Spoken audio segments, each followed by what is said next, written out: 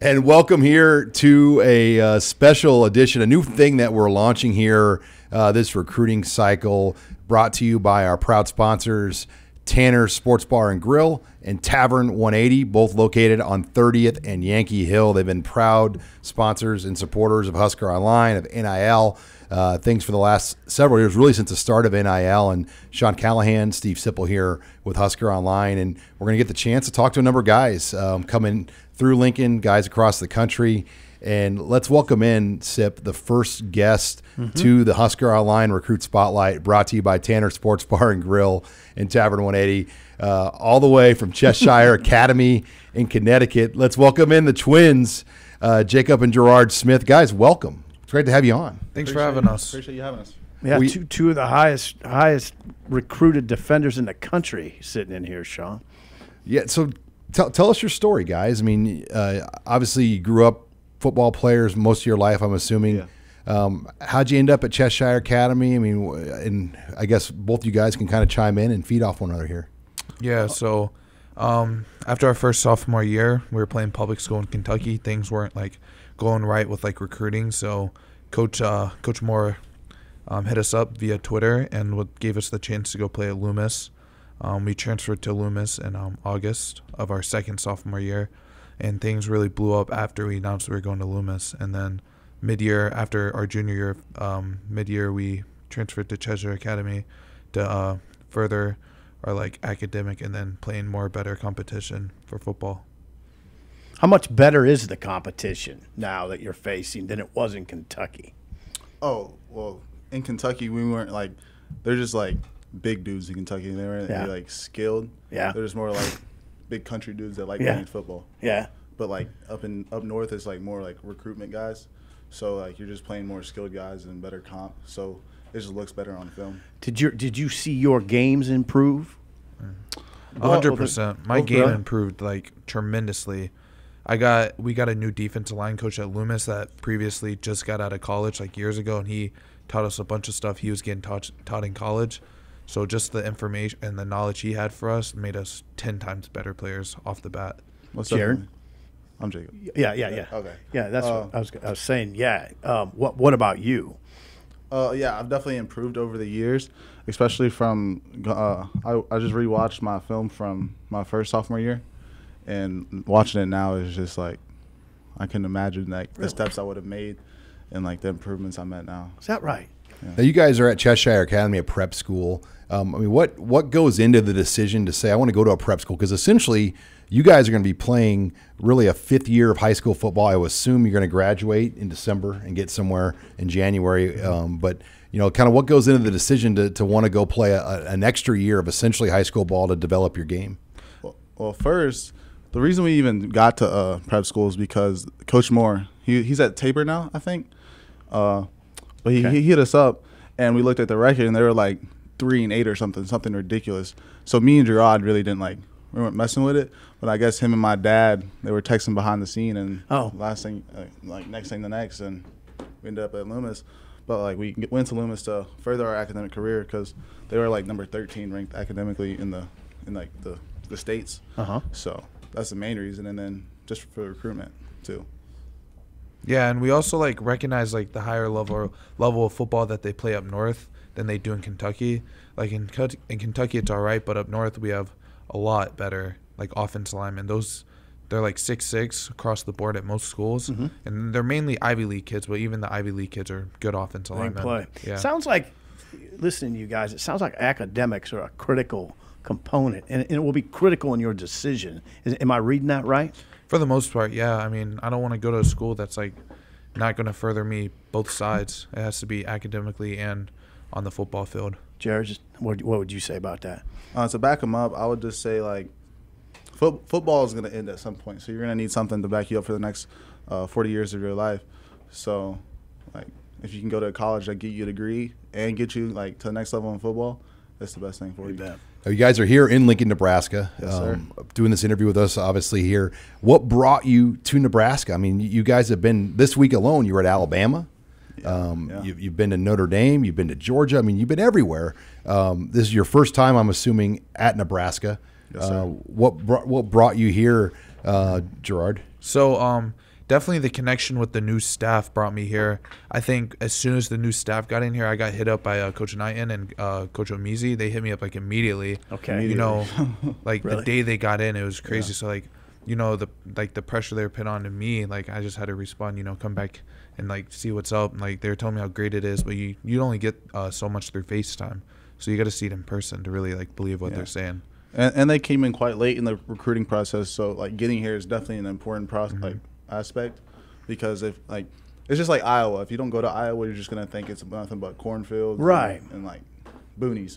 But when you come here, you can actually see that there's like an actual city and there's actually people that live here. Yeah. So it just opens up like your view. What were your impressions, guys? I mean, you landed, and I mean, what are your impressions of Lincoln right away? Actually, as we were landing, I was looking down at the ground and I wasn't seeing nothing but dirt and houses. So I was like, "Where are we?" Omaha Airport, right? Yeah. Oh, you guys flew into Omaha? Yes, sir. Okay, Yes, sir. so what'd you think? You fly into Omaha. You got to take that trip down the interstate to Lincoln. Yeah. What goes through your mind as you're looking around? I'm like, "Where are we at? Are we going the right way?" Stuff like that. Yeah, I mean, was it about what you expected? No, I expected to see like cornfields 10 feet high the whole drive, but I mean, it wasn't like that. And then you had the city of Omaha and then this beautiful city of Lincoln. Yeah, There's actually civilization on the way too. There was we passed Omaha City and like some Oh, of the yeah. big cities in Nebraska. Yeah. So. I mean, there's over 1 million people between Omaha and Lincoln in this little area right here. There's 300,000 in Lincoln, about 800,000 or so in the Omaha metro area. So it's bigger. I mean, I lived in Connecticut. I actually lived in Hartford area for a summer. I worked at ESPN, and people was like, "Oh, you live on a farm?" No, I'm like, I actually live in a bigger city than you do right now. I mean, when you go to Connecticut, Hartford's a big city there, but Omaha is bigger than Hartford. Yeah, it definitely is. But I'd say Hartford's more of like a metropolitan city than, yeah. than this. It's not like a college town either. So what are you guys going to do? I mean, you guys are going to be here for a couple of days now at Nebraska. We're doing this interview Thursday. What is your plans? Like, what are you hoping to accomplish, learn on this trip? So first off, tomorrow we're gonna wake up, see the facilities, see like what they have to offer, and then hopefully, we're gonna get to know some of the coaches better, some of the other defensive coaches that we haven't met yet. And then hopefully on Saturday morning we get to see a little bit of practice before we have to fly out to see how coach coaches. That's Okay. like the main. Yeah. What he said basically. Okay. Just like further our ideas and thought process and like being able to make the decision at the end. So you've cut it to 10 pretty much. Is that Yes, sir. right? Pretty much. Cut it to 10 schools. And why would you say Nebraska made that cut? I mean, Nebraska's in there with the biggest of the big names. dogs, yeah. Yeah. Why did Jerod start with you? Why did Nebraska make the cut for you? Like I said earlier, like as soon as they got the new staff, they reached out immediately. Aggressive. Some schools don't do it like that soon. Like they'll reach out, but it'll like be a little bit. But they were very aggressive with us. So I was like, I'm gonna give them a shot. We just built our relationship like even more since they've re-offered me. So, they're like top 10, but you never know, they could be top 5. Okay. All right. Interesting. All right. What would you say, Jacob? Right off the back, I just saw the interest they had in us, and like they were hitting us up pretty often, and I could never go like a week without talking to them. So just like seeing the interest they had in me, and being that I could probably play here within the first few years is what I was looking at. Jerod, Terrence Knighton played several years in the NFL, the D-line coach. You're an interior D lineman. Does his experience make a difference for you, NFL experience? I mean, I think just coaching experience. He had coaching like in the league and in college. So, I mean, he's been around everywhere. He's also from Windsor, Connecticut, where we played football at. So, I mean, that kind of like that connection right there. He knows one of our coaches at school too. So it's pretty cool. But him coaching like in like the area of like Windsor, like playing there, and then now being in the league and like then coaching. I mean, he has the experience. He knows a lot of people. He knows a lot of knowledge. I mean, it's just great things from him. Oh yeah, that makes sense. And to back it up, like the NFL experience, it just shows like he knows what he's doing, and he knows what like to teach you to get you to the next level, and it just shows the experience he has and the ability that he has to coach. Absolutely. We're joined here by Cheshire Academy twins Jerod and Jacob Smith, sponsored by Tavern 180 in Tanner's, 30th and Yankee Hill, as they're bringing us this interview with these guys. And, you were on the road. We talked about guys going to Alabama. What's next? I mean, after this Nebraska trip, I got to imagine March and April are very, very busy months for you guys. Busy Yeah, for sure.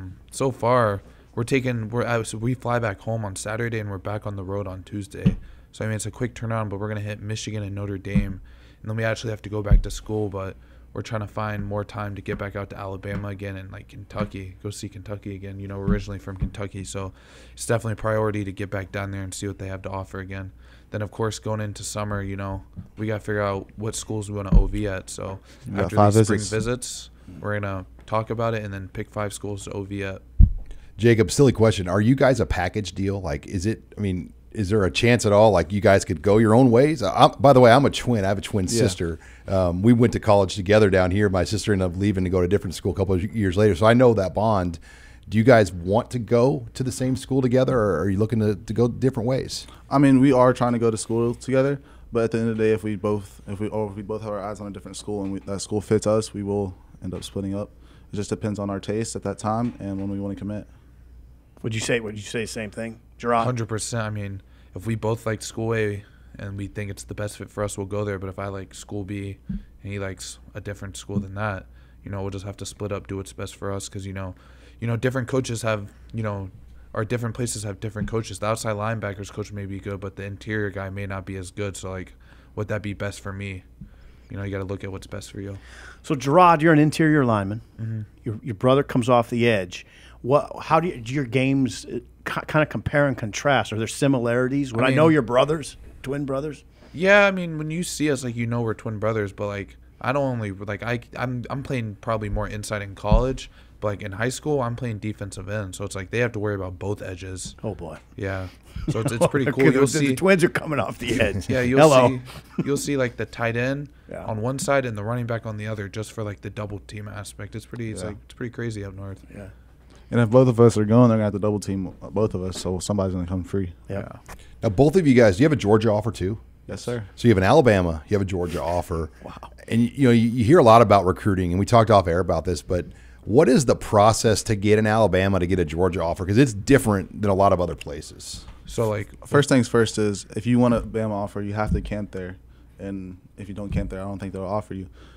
After that, they still have to, they still want to evaluate you. They still want to see you, get better. So even before you commit, you still might have to do another workout or so. And then Georgia's kind of strict with their commitment.